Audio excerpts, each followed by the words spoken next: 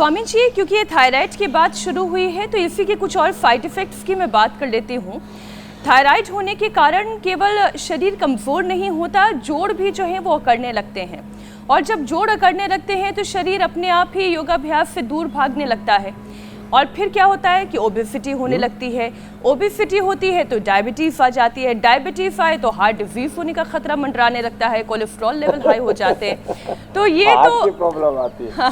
Brain nervous system लड़खड़ाने लगता है। तो स्वामी जी ये जो पूरा चक्रव्यूह है ना, इससे बाहर निकालते हैं। चलो जी जी। तो मंडूकासन, योग मुद्रासन, पवन मुक्तासन करना, डायबिटीज से मुक्त हो जाना, ओबेसिटी का अभ्यास पहले ही बता दिए, खीरा करेला टमाटर का जूस पीना, थायराइड के कारण से बीपी भी बढ़ जाता है तो मुक्तावटी ले लेना, कहीं इसका लो हो जाए तो शिलाजीत ले लेना, हार्ट की प्रॉब्लम हो जाए तो गोमुखासन करना, खाली पेट कार्डियोग्रिट खाने के बाद हृदय अमृत या अर्जुन आरिष्ट ले लेना, और हार्ट की प्रॉब्लम से मुक्त हो जाना। ब्रेन नर्वस सिस्टम गड़बड़ा जाता है, लड़खड़ा जाता है, और इतना ही नहीं, उससे आदमी को पार्किंसंस, अल्जाइमर, डिमेंशिया जैसे रोग हो जाते हैं, पूरा स्ट्रक्चर हिल जाता है, चक्कर आने लगते हैं। तो न्यूरोग्रिट, इम्यूनोग्रिट ले लेना, मेधावटी, मेमोरीग्रिट ले लेना। और वैसे आजकल तो सर्दी आ गई है ना, तो थोड़ा फ्लैक्सीड, थोड़ा तिल, और उसको कूट करके थोड़ा मगज, बादाम, अखरोट और खजूर, मुनक्का, अंजीर मिला करके या थोड़ा गुड़ मिला करके उसके लड्डू बना लेना, वो खा लेना।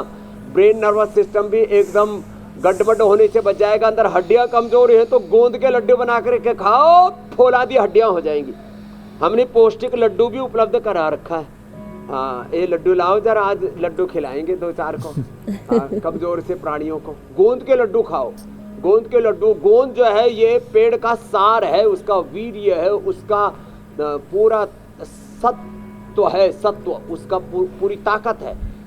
गोंद के लड्डू खाओ, लेकिन गोंद के लड्डू में गोंद ज्यादा और घी थोड़ा कम, और मोटा आटा, या बेसन के लड्डू खा लो, या अड़दिया, जैसे उड़द का गुजरात में बनाते हो, अड़दिया, उड़द का, ओहो, हड्डियां मजबूत हो जाती है।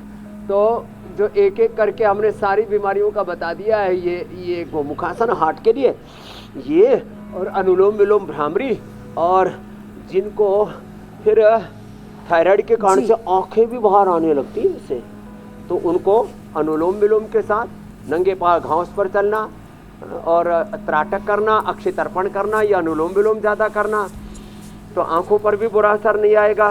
स्वामी जी, आंखें बाहर निकलने लगती हैं। और ये थायरोग्रिट और धनिया का पानी, धनिया की चटनी, ये प्रयोग करना। और थायराइड वालों को थोड़े दिन के लिए डेयरी प्रोडक्ट बंद कर देना चाहिए। गेहूँ चावल भी बंद कर दो, और क्या लो, रागी, जवार, बाजरा, मकई आदि खाओ पियो, अच्छी अच्छी चीजें।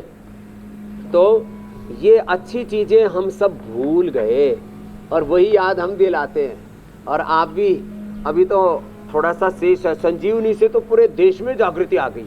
लोग अपने आस पड़ोस में छोटी छोटी जो जड़ी बूटियां, यस्य देशस्य यो जंतु तस् जम तस्य औषधम हितम, ऐसे अपने आस पड़ोस की जड़ी बूटियों से आपके चारों तरफ ही समाधान है। प्रकृति में आपके भीतर ही समाधान है। हम अपने भीतर और अपने चारों तरफ प्रकृति में नदा करके हम सोचते हैं डॉक्टर के पास जाएंगे, हॉस्पिटल में जाएंगे, वहां जेब कटवाएंगे, वहां शरीर कटवाएंगे।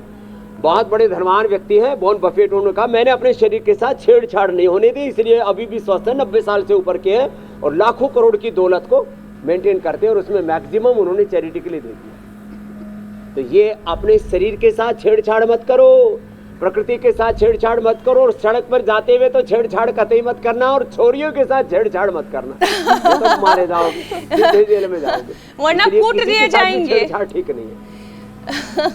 स्वामी जी बिल्कुल ठीक आपने कहा, शरीर के साथ छेड़छाड़ नहीं होनी चाहिए, और लड़कियों के साथ तो बिल्कुल भी छेड़छाड़ नहीं होनी चाहिए, और अगर दिमाग के साथ भी छेड़छाड़ नहीं करेंगे तो वायरिंग भी दिमाग की अच्छी रहेगी।